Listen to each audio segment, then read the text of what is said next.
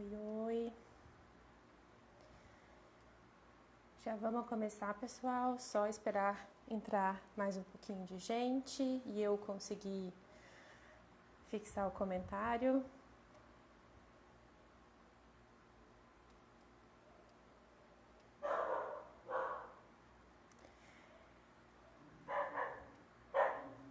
Bem-vindos e bem-vindas a mais uma live do Instituto Roca. Hoje é a nossa segunda live. Semana passada a gente já fez uma sobre cultura e os projetos culturais que o Instituto Roca está desenvolvendo. Para quem não assistiu, é só ir na nossa timeline que vai ter um IGTV para todo mundo acompanhar. Hoje, nosso assunto é difícil, pesado e, infelizmente, muito comum.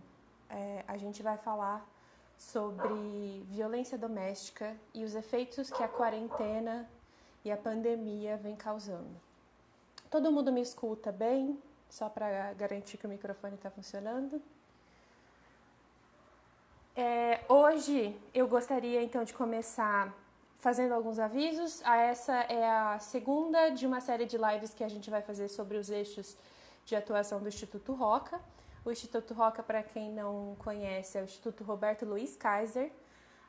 Nós temos o propósito de desenvolver projetos e programas que promovam a sustentabilidade cultural, ambiental e social, sempre gerando valores e transformando vidas, a fim de atingir a transformação social. Então, os projetos que a gente realiza são sempre buscando a transformação social, fugindo um pouquinho do assistencialismo, mas sempre focando no impacto positivo que as pessoas vão ter ao participar dos nossos projetos, tanto aos assistidos quanto aos voluntários.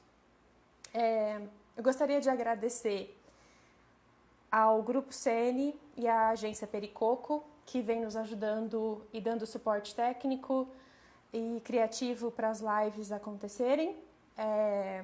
Também gostaria de agradecer à Secretaria dos Direitos para Mulheres, Pessoas com Deficiência, Raça e Etnia, e a secretária Maure Leão Cury, e a Prefeitura Municipal de São José do Rio Preto, que possibilitaram que a Cleia, que é a nossa convidada de hoje, viesse falar com a gente sobre a violência doméstica e sobre como a cidade de São José do Rio Preto está podendo assistir as vítimas e dar todos os auxílios nesse tempo de pandemia. A Cleia, ela é assistente social de formação, ela atua como coordenadora do CRAM, que é o Centro de Referência de Atendimento às Mulheres, aqui de São José do Rio Preto. E eu vou convidar ela agora para entrar na nossa live. Só um minutinho, Cleia, assim que você conseguir conectar, vamos ver. Aí, oi, Cleia, bem-vinda! Obrigada, tudo bem? Tudo bem, obrigada aí por você estar aqui com a gente. Agradecer novamente a Secretaria da Mulher e a Prefeitura de Rio Preto por ter liberado você nesse expediente para conversar um pouquinho com a gente. Vou te dar a palavra para você se apresentar antes da gente entrar no assunto. Então, bem-vinda. Obrigada. Então, meu nome é Cleia, eu estou como coordenadora do Centro de Referência e Atendimento à Mulher. É um serviço ligado à Secretaria Municipal dos Direitos, Política para as Mulheres, Pessoa com Deficiência e Raça e Etnia. Né? A Secretaria é um órgão da Prefeitura Municipal. O CRAM e a Secretaria é um serviço que já existe, né? A Secretaria já existe em São José do Rio Preto desde 2005, né? O CRAM é uma política pública, né? Que vem no processo de enfrentamento e combate a todas as formas de violência contra as mulheres. Então, nós somos um serviço especializado a esse atendimento, né? É um atendimento público. E desde já eu já agradeço, né, o convite do Instituto Roca, a SENE, né, a própria Secretaria da Mulher, né, por estar participando e contar um pouquinho da nossa experiência, da nossa vivência lidando com a questão da violência contra a mulher. Beleza. Bom, a gente sabe que não é fácil falar sobre violência contra a mulher, violência de gênero, né? Na minha opinião pessoal, é uma das maiores injustiças que existem no mundo. Nenhuma mulher deve sofrer nenhum tipo de violência. E eu gostaria de começar com alguns dados. Depois, Cléia, eu vou pedir para você me ajudar se eles estão atualizados ou não. Eu acredito que a realidade tenha piorado um pouquinho, infelizmente. Mas na minha pesquisa, eu encontrei que a cada 4 minutos acontece um caso de violência de gênero. E desses casos, somente 10 a 20% deles são reportados, ou seja, a maioria dos casos não são denunciados. No ano passado, se não me engano, 5.800 processos de violências domésticas estavam em andamento aqui em Rio Preto. E 100 medidas protetivas por mês são emitidas para a região daqui de São José do Rio Preto. E aí, Cléia, eu queria saber de você. Com a pandemia, esses números melhoraram ou pioraram? Infelizmente, eles pioraram, né? O fato da gente estar num momento bastante caótico em relação à questão de saúde e também o fato das mulheres, infelizmente, estarem mais expostas, estarem mais em casa, os parceiros que cometem essa violência também estarem no mesmo espaço, as crianças. Então, as situações conflituosas que geram, infelizmente, a violência, elas tendem a acontecer mais vezes. Então, nesse momento, infelizmente, a situação da violência, ela realmente aumentou, né? Infelizmente, assim, muitas mulheres, assim, por diversas razões diferentes, que isso a gente vai conversar um pouquinho, não procuram ajuda ainda, né? Desconhece serviços que tem medo, tem vergonha, né? Então, assim, a nossa intenção é que, assim, quanto mais mulheres a gente conseguir alcançar, mais informação chegar, mais rápido a gente consegue levar informação, identificar as situações de violência, porque essa também é uma grande dificuldade, as mulheres identificarem que elas estão num processo de violência. Sim. Um último aviso ao pessoal que está entrando e ao pessoal que já está assistindo, muito obrigada por vocês estarem aqui. Se vocês tiverem qualquer pergunta a respeito do tema, por favor, deixem nos comentários, que no decorrer da live a gente vai lendo e sanando as dúvidas. Cleia, pra gente, assim, a gente sabe que a situação é difícil, que a pandemia começou, piorou, como você disse. Como é que a gente pode definir o que é violência de doméstica e violência de gênero, violência contra a mulher? Quem que é a vítima? Quem é o agressor? Como a gente pode identificar essa violência? A Lei Maria da Penha, no seu artigo 5º, ela define que ela configura a violência doméstica familiar qualquer ação que cause, qualquer ação ou omissão que cause, baseada no gênero, que cause morte, lesão, sofrimento físico, sexual ou psicológico, dano moral e patrimonial. Então, todos esses 5 tipos de violência configura o que é violência contra a mulher, né? Então, não é uma única violência, né? E pode ser qualquer uma das 5 tipos de violência que são tipificadas na Lei Maria da Penha, que define um pouco, que configura o que é essa violência doméstica. Essa violência, ela acontece normalmente no espaço doméstico, quem comete essa violência é alguém próximo a essa mulher, né? Na maioria dos casos, quem mais comete essa violência é o parceiro íntimo ou ex-companheiro, ex-namorado, né? Segundo a lei, vítima é sempre a mulher, né? E em relação ao agressor, pode ser tanto o homem quanto a mulher, né? Porque nós temos tanto situações em que a nora agride a sogra agride a nora, a filha agride a mãe. Então, todas essas formas de violência são configuradas na Lei Maria da Penha, né? São entendidos como tipificação da violência contra a mulher. Né? Então, Isso é um detalhe importante, né? Porque muita gente acaba identificando a violência contra a mulher como sendo o namorado, ou o marido, ou o ex-companheiro, agredindo uma mulher, e com certeza essa é a grande maioria dos casos, mas também se classifica, como você disse, filha, nora, companheira. Então a lei enquadra todos esses cenários, certo? Sim, pessoas que convivem permanentemente, vivem na mesma casa, que tem algum vínculo, laço que seja natural, que seja se não tiver um vínculo de sangue, mas que tenha uma convivência. Então, assim, a lei ela é abrangente nesse sentido. Então, tem que ter algum tipo de vinculação, ou algum tipo de afeto, ou no âmbito familiar ou no âmbito doméstico, mas alguma vinculação para realmente se enquadrar na Lei Maria da Penha. E na sua experiência, quando você lida com as vítimas e aí nos atendimentos do CRAM, como essa violência começa? De que forma que ela ocorre? Normalmente, a violência contra a mulher ela acontece de uma forma sutil. Ela acontece com o controle, né? O namorado, normalmente no namoro, né? Já se identifica, mas a mulher demora um tempo maior para perceber isso.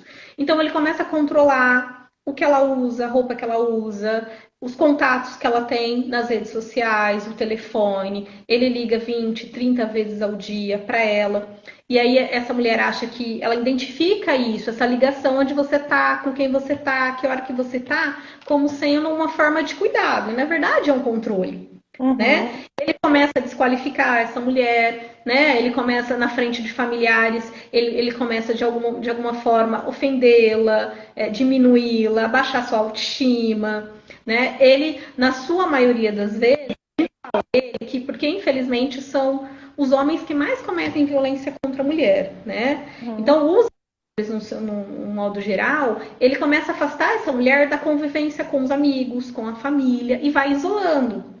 E a mulher não vai percebendo isso de imediato, né? Ela acha que isso é uma forma de cuidado, eles querem ficar mais próximo.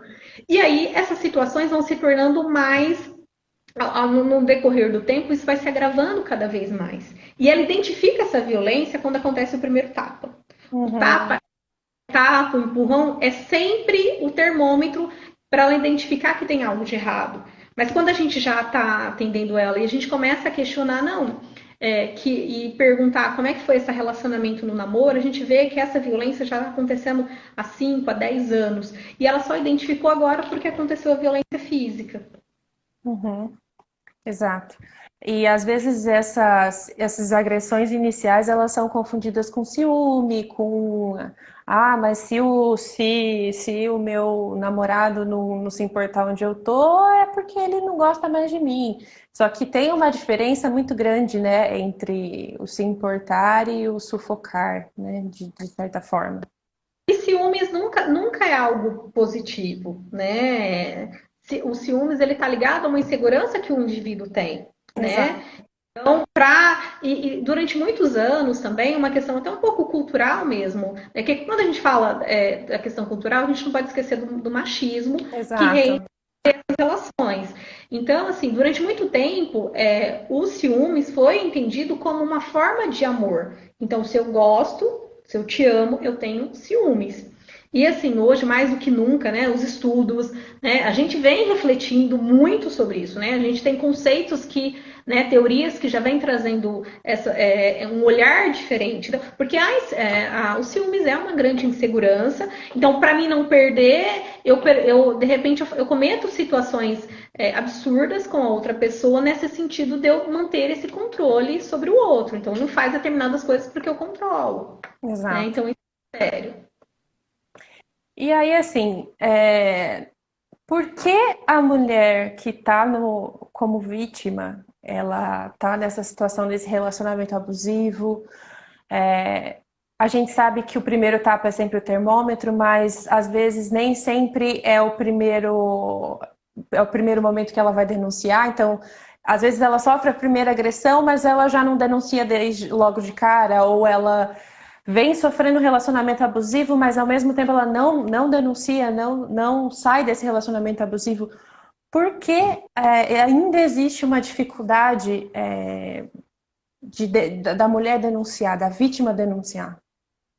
São diversas razões, né? A gente vem de um processo histórico que a violência durante anos e anos, ela foi entendida como um processo natural, né? O meu avô agredia minha avó, o meu pai agrediu minha mãe. Então, isso nas famílias, né? Em muitas famílias, isso ao longo dos anos foi muito aceitável, né? Ele te Uhum. bate, mas ele é bom pai. Ele comete algum tipo de violência contra você, mas ele não deixa faltar nada em casa. Então, algumas características eram, entre aspas, aceitas e é até hoje nas famílias, né? E tem outras Uhum. questões.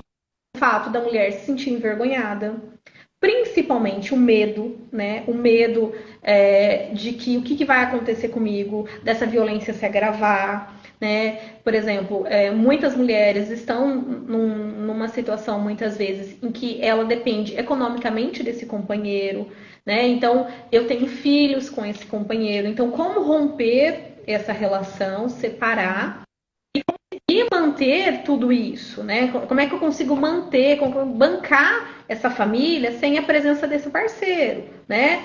Então tem a vergonha, tem a falta de apoio, né? Uma das grandes questões hoje da violência é a importância do apoio, tanto do apoio familiar como o apoio dos serviços no sentido de fortalecimento dessa mulher, né? O desconhecimento dos serviços, né? Então existe hoje uma descrença muito grande que talvez, né, até pela justiça ser, infelizmente, ainda morosa, que não vai acontecer nada, né? Então eu vou fazer uma denúncia, não vai acontecer nada com ele, e ele pode ir lá e tentar alguma coisa pior contra mim e contra os meus filhos, né? E tem muito. Uma das grandes questões que as mulheres trazem são as questões das ameaças.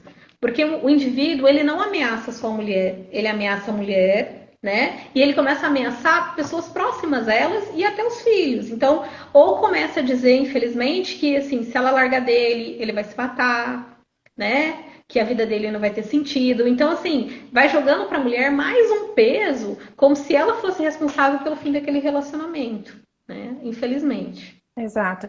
E você comentou uma coisa aí, a Drica, a nossa gestora de projetos culturais, até está comentando aqui que a autonomia financeira dessa mulher, ela às vezes é um grande impeditivo dela se libertar desse relacionamento. E fazendo um parênteses, esse é um dos nossos principais focos nos trabalhos e nos projetos sociais que o Instituto Roca vai desenvolver.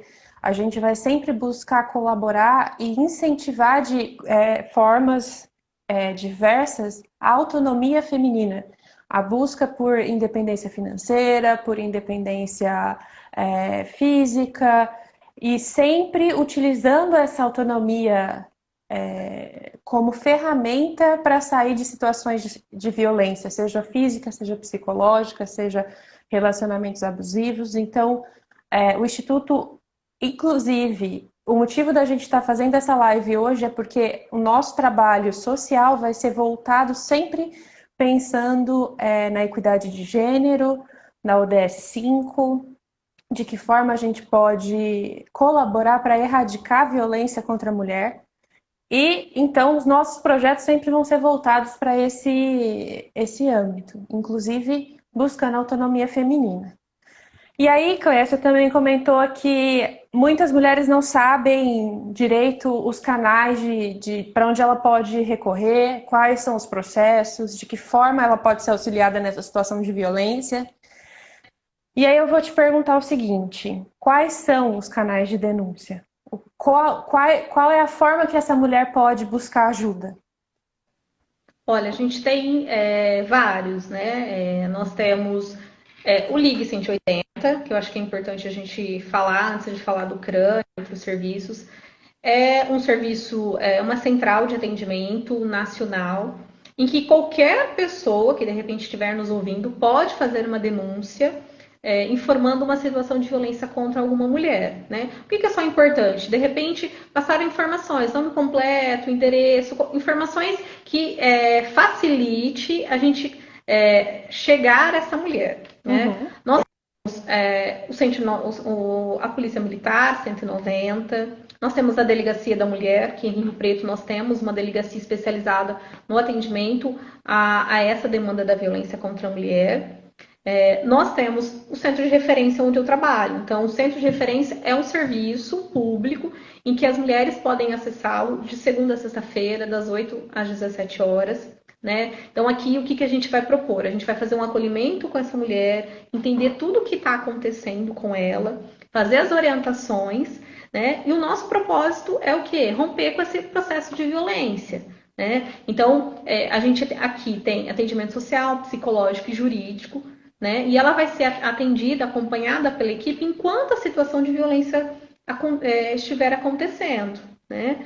Então, ela pode entrar em contato pelos telefones que a gente pode deixar à disposição. A gente tem um WhatsApp que a gente recebe denúncias, e, né, então nesse WhatsApp essa mulher pode entrar em contato, passar as informações que a gente vai ligar, né, a gente vai convidá-la para um atendimento. Mesmo nesse momento da pandemia, é importante frisar que os nossos atendimentos estão acontecendo presencialmente, porque lidar com a violência é muito difícil, é muito complexo.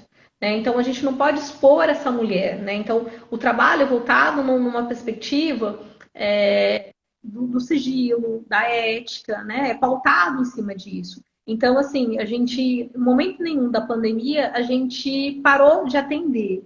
A gente, claro, mantém os cuidados, né, básicos, né, de orientação, né, dos órgãos sanitários mesmo, e a gente procura o quê? Fazer um agendamento para, de repente, não aglomerar uma quantidade grande de pessoas aqui no espaço da Secretaria da Mulher, onde a gente trabalha. Então, que a mulher tenha esses lugares, esses espaços onde ela possa procurar ajuda. Então, aqui, tudo que a gente fazer com essa mulher é sigiloso, né? E aí a gente vai fazer as orientações sobre ela procurar a delegacia, sair daqui com encaminhamento para ela poder fazer um boletim de ocorrência, representar, pedir a medida protetiva, claro, se for isso que ela deseja. Né? Necessariamente, o serviço, a gente não precisa que ela faça o boletim de ocorrência para que a gente atenda. Né? O serviço não tem essa necessidade. Na verdade, as questões legais são outros mecanismos que a gente, diante das situações de violência, a gente vai propor, porque é um direito dessa mulher. Né? E é importante, a gente também trabalha numa perspectiva da responsabilização do agressor.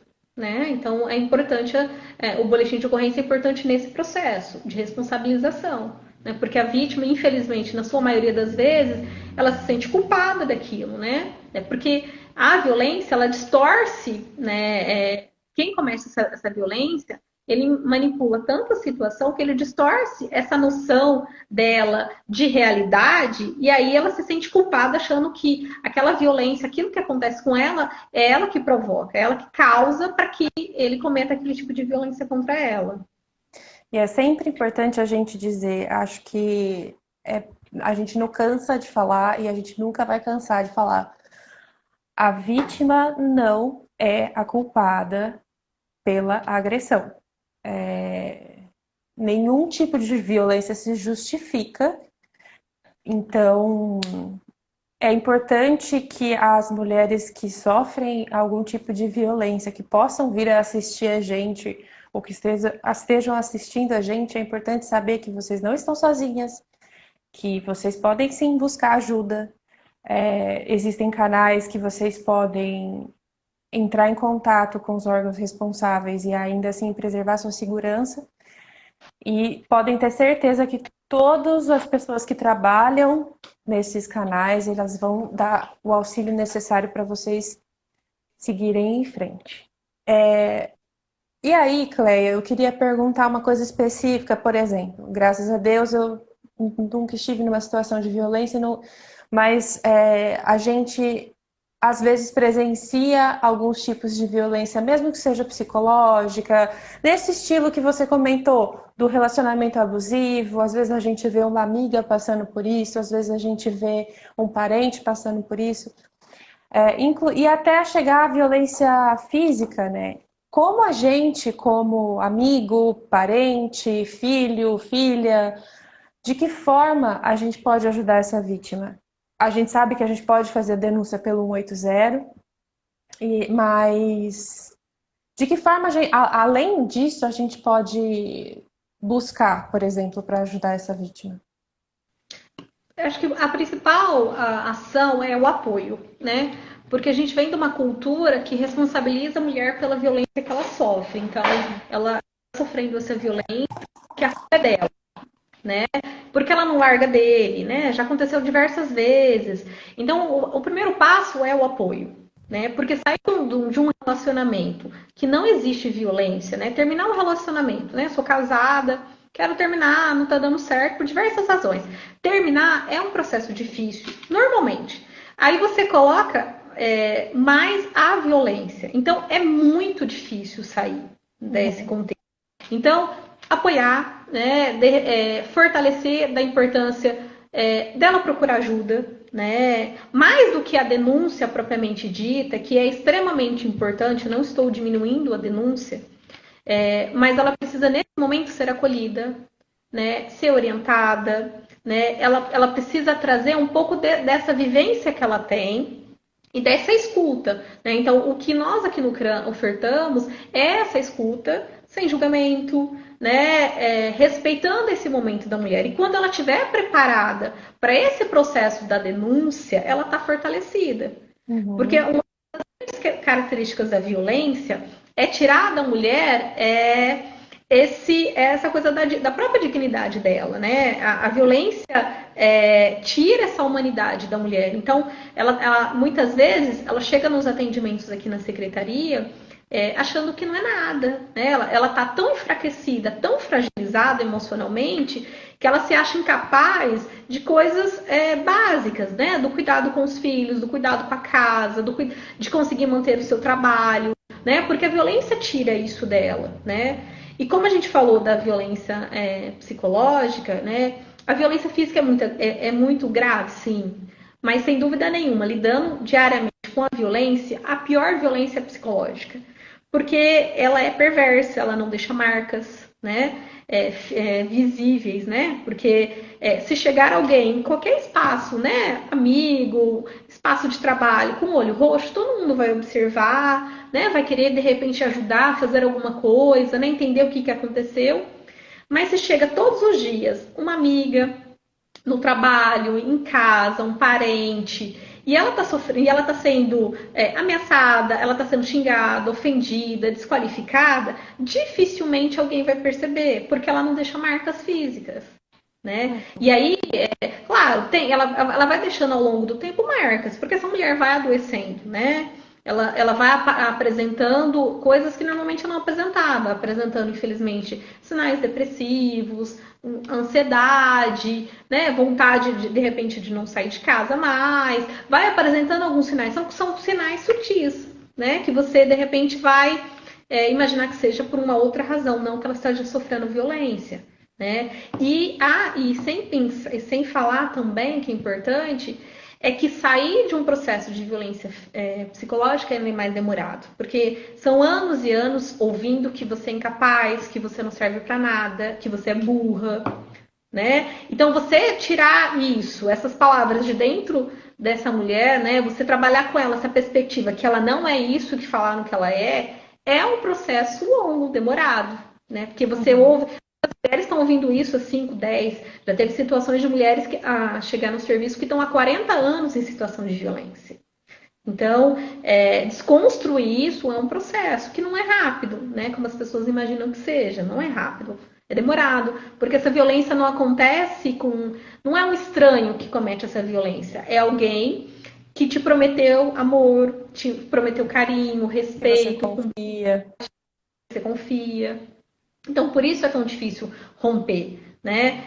E também pensar também que, assim, que essa pessoa também faz muitas promessas. Olha, eu não vou fazer mais isso, vai ser a última vez, me perdoa. E você vai, em alguns momentos, acreditando nesse processo. Porque, de repente, isso fica bem durante um tempo, né? É o ciclo da violência, né? Que todo mundo sempre fala.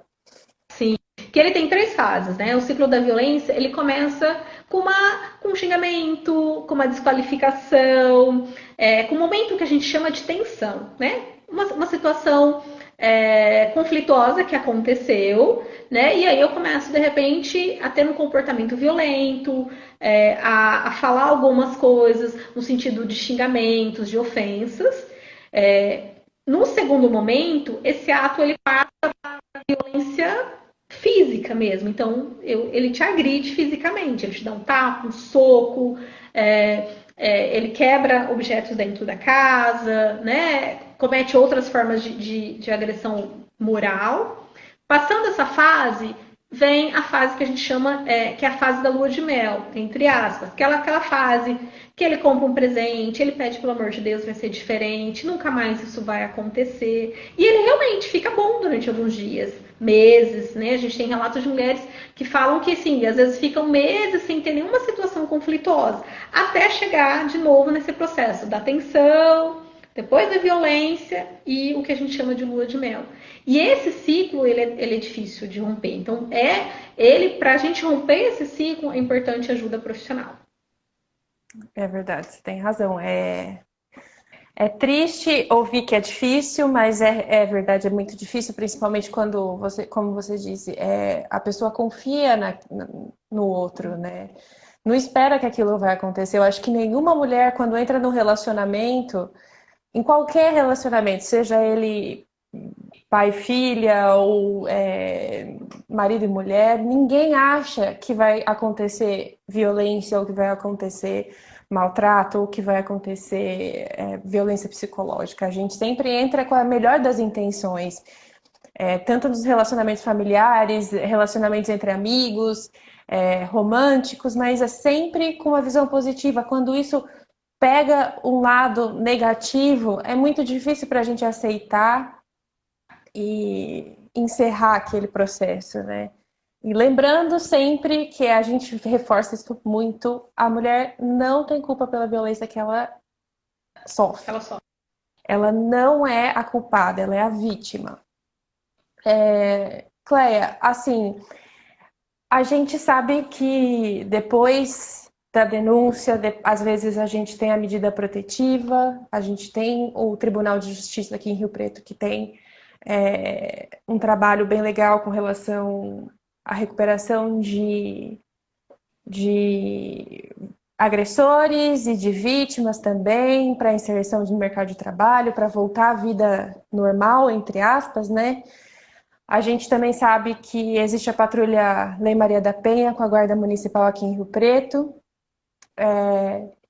E aí, assim, a gente acredita que a evolução das pessoas, assim, a mente das pessoas vai se modificando com o passar do tempo. E esses projetos ajudam nesse aspecto, né?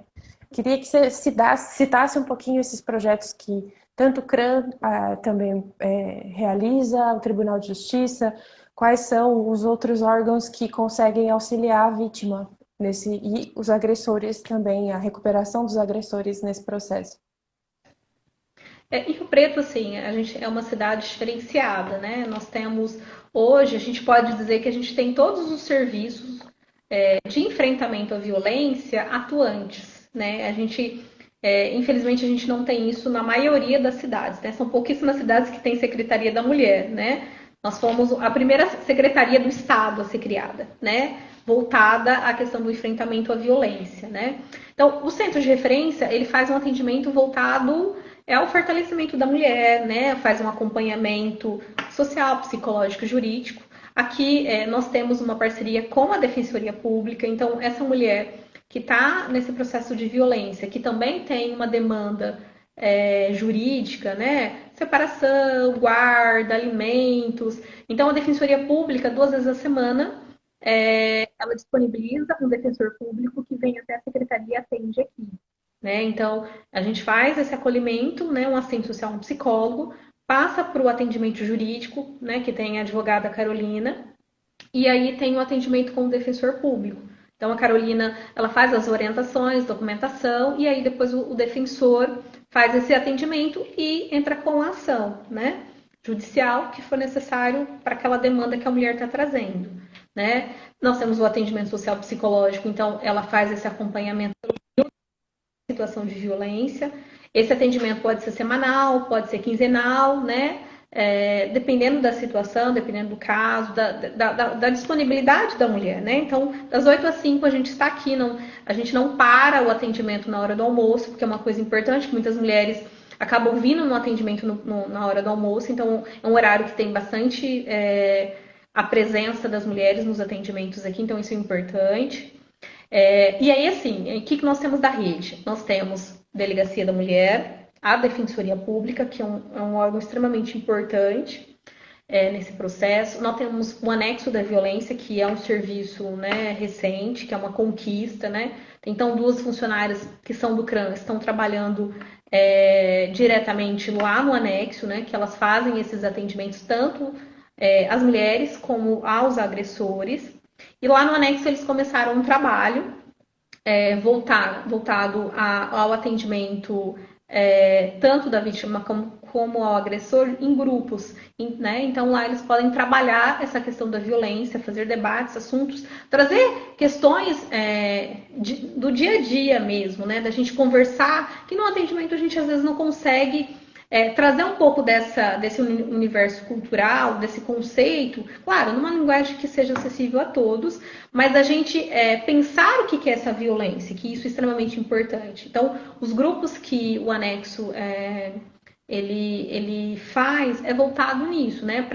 Para repensar com o agressor, porque o agressor muitas vezes ele também veio do contexto de um ambiente familiar na infância que era permeado pela violência.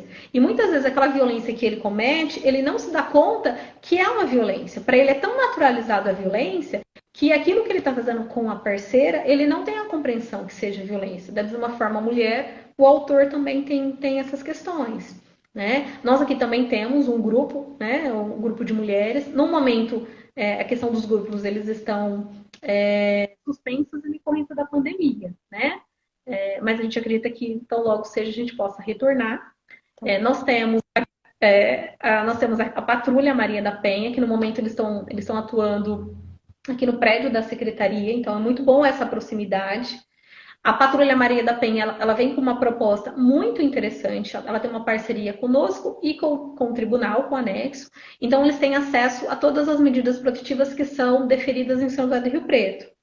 E aí, eles fazem uma visita para essa mulher, né, oferta, né, o que é o serviço, né, esse serviço de patrulhamento, de orientação, né, para essas mulheres e de acompanhamento de como tá essas medidas. Se esse autor tá ou não seguindo, né, se ele está descumprindo essa violência, né, essa violência não, se está descumprindo essa medida protetiva. Então, é um trabalho muito interessante, né? A gente trabalha muito próximo agora da patrulha, porque assim, nem sempre todos os casos que passam na delegacia da mulher chegam até nós por diversas razões, né? A mulher foi na delegacia, fez o BO, representou, então ela acredita que acabou. Né? A situação vai se resolver. E não é tão simples assim, né? A violência é muito mais complexa. A gente não consegue simplesmente colocar a legalidade, resolver todas as questões simplesmente com a legalidade, né? E criminalizando aquela situação, né? Também tem um processo da própria mulher de entendimento desse processo, né? Então a gente tem essa junção muito próxima, né? Os casos, eles fazem as visitas, identificam situações, encaminham para a gente. E aí, esse encaminhamento hoje é muito rápido, dinâmico, porque a gente tem as ferramentas hoje do WhatsApp. Então, é muito mais fácil a gente chegar nessa mulher, né? Dela dar um retorno mais rápido, né?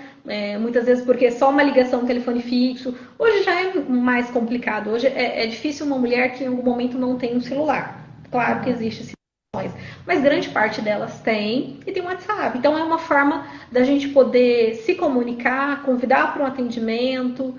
E fora isso, nós temos os serviços da rede municipal. Então nós temos as UBSs, os CRAS, né, que todos eles estão muito organizados e assim, eles têm um olhar diferenciado com a violência. Então, quando eles identificam, todos esses serviços precisam notificar que existe uma situação de violência. Então, a gente tem uma ficha de notificação, uma ficha nacional, né, que é feito pela saúde, né, que é a notificação dessa violência. Então, qualquer mulher que passa por algum serviço de saúde no município de Rio Preto, claro, em todo o país ela é preenchida. Mas especificamente em Rio Preto, toda situação de violência que uma mulher passa por algum serviço de saúde, da assistência social, tem que ser preenchida uma notificação dessa violência, mesmo que seja uma suspeita. E essa notificação vem uma cópia para nós aqui na secretaria. E aí a gente faz uma busca, a gente procura sensibilizar, orientar essa mulher que existe um serviço e a gente propõe a possibilidade desse atendimento, né? Se ela não quer, não é o momento que ela deseja, mas a informação chegou, né? Que esse é o nosso maior objetivo. A informação precisa chegar. No momento que a Exato. mulher é fortalecida, ela busca essa orientação, ela busca esse serviço, seja ele aqui, seja no anexo, seja na delegacia. O importante é que essa rede funcione e que a gente possa tá trocando essas experiências e trocar mesmo essas discussões de caso, né, que a gente possa estar se dialogando e que essa mulher tenha acesso a esses serviços. Sem dúvida. Cleia, tem a Luciana e a Paulinha estão mandando parabéns pelo trabalho que você realiza aí no CRAM. A nossa conversa já vai estar partindo para o encerramento, infelizmente, porque é muito bom ouvir o trabalho que vocês fazem. É triste que a gente ainda tenha que lidar com essa situação, mas saber que vocês estão aí todos os dias lutando e trabalhando para dar assistência para essas vítimas é muito importante. Parabéns pelo trabalho que vocês realizam, parabéns pelo seu trabalho aí no CRAM. Partindo para o encerramento, eu gostaria de dizer para todo mundo que está assistindo, para as pessoas que vão ao vivo agora e para todas as pessoas que vão assistir depois, a gente vai colocar todos os números de denúncia no corpo do IGTV, né, na frase, no descritivo da live. E também vamos fazer alguns posts com os números de denúncia. Se qualquer pessoa tiver alguma dúvida sobre o papo que a gente teve aqui com a Cleia, também pode entrar em contato com o Instituto Roca, que a gente direciona as dúvidas para o CRAM e para a Cleia. E assim, eu acho importante dizer, mais uma vez, que as mulheres não estão sozinhas, que juntas a gente vai buscar uma saída, e o Instituto Roca está sempre buscando a transformação social, então esse vai ser um dos nossos focos de trabalho mais intenso, que é a equidade de gênero, o combate à violência contra a mulher. Nós vamos sempre estar realizando ações, projetos e programas que busquem auxiliar os órgãos competentes de alguma maneira, seja na divulgação, seja na conscientização, seja na indicação de como solucionar o problema da mulher, então encaminhar ela ao CRAM, encaminhar ela à Delegacia da Mulher e mostrar o trabalho, divulgar o trabalho que vocês e todos os órgãos responsáveis estão fazendo. E a gente vai servir como uma plataforma para, de alguma forma, conscientizar e erradicar a violência contra a mulher. Cleia, muito obrigada. Vou te passar a palavra mais uma vez para a gente fazer o encerramento. Obrigada de coração por você ter conversado com a gente. Acho que foi muito legal. E aí vou te dar a palavra para se despedir. Tá, joia. Eu agradeço ao Instituto Roca, ao Grupo CN, né, pela possibilidade da gente falar um pouquinho da violência, falar do trabalho que é executado pelo Centro de Referência aqui na Secretaria da Mulher. Eu acho que é muito importante a gente ter espaços em que a gente possa falar desse assunto, que ainda em vários momentos parece que é um tabu falar disso, né? E que ele precisa ser dia a dia mais difundido, né? Para que mais mulheres identifiquem essas situações de violência, identifiquem que elas estão nesse processo, né? Quanto antes elas perceberem que elas estão numa situação de violência, que elas procurem ajuda, né? E chegar a ter espaços, né? Plataformas que as mulheres possam buscar informação de qualidade, é muito importante. Então, eu agradeço a você, Beatriz, né, pela oportunidade, por esse bate-papo, porque é um bate-papo que a gente está tendo, né? Uhum. Que a gente possa, de repente, fazer, de repente, outros bate-papos no sentido de trazer outras experiências, até situações que chegam, né? Como essa mulher chega no serviço, o que de repente são as maiores demandas, né? Que a gente de repente pudesse bater um papo. Quem esses casos, né? Porque assim, falar da violência a gente poderia falar a noite toda, porque assim, tem muito, né? Tem muitos muitos detalhes, muitas situações, né? A gente não pode esquecer nunca que a gente vem de um processo de uma sociedade extremamente machista, né? Que a violência ainda é aceitável como um processo natural na vida das mulheres, principalmente historicamente, e que a gente tem que construir, né? Tanto isso com as mulheres, né? Como também com os homens, né? Essa ação educativa, ela é extremamente importante. A gente consegue romper a violência com educação, né? Com mudanças de comportamento da sociedade como um todo. Nós somos ainda uma sociedade muito violenta e a gente precisa construir uma sociedade de paz, né? A gente precisa trabalhar uma cultura de paz. Então, desde já agradeço bastante pela participação. É isso aí, obrigada de novo, Cleia. Eu que agradeço. E assim, a gente tá. É exatamente isso que a gente quer. A gente quer conversar mais e mais vezes, falar sobre. A gente até comentou antes, né, Cleia? A gente estava se falando que levantamos um pouco dos assuntos que a gente ia conversar, e cada assunto, cada tópico pode ser destrinchado em N situações e exemplos. Então, a gente vai sim falar mais sobre violência doméstica, a gente vai sim falar mais sobre violência de gênero. E eu agradeço mais uma vez e vou dar uns últimos avisos. Na semana que vem, a gente tem a próxima live, a próxima quarta-feira. A gente vai falar sobre consumo consciente no nosso eixo ambiental. Hoje a gente falou do nosso eixo social. E só que o horário vai ser um pouquinho diferente, vai ser às 8 da noite, mas a gente vai especificar na divulgação. Agradecer mais uma vez à Secretaria dos Direitos para Mulheres, Pessoas com Deficiência, Raça e Etnia, à Prefeitura Municipal de São José do Rio Preto, e agradecer a Cleia por ter participado, e a gente fica por aqui. Um beijo para todos e todas que entraram para nos ver, e até a próxima. Obrigada, Cleia. Tchau, tchau.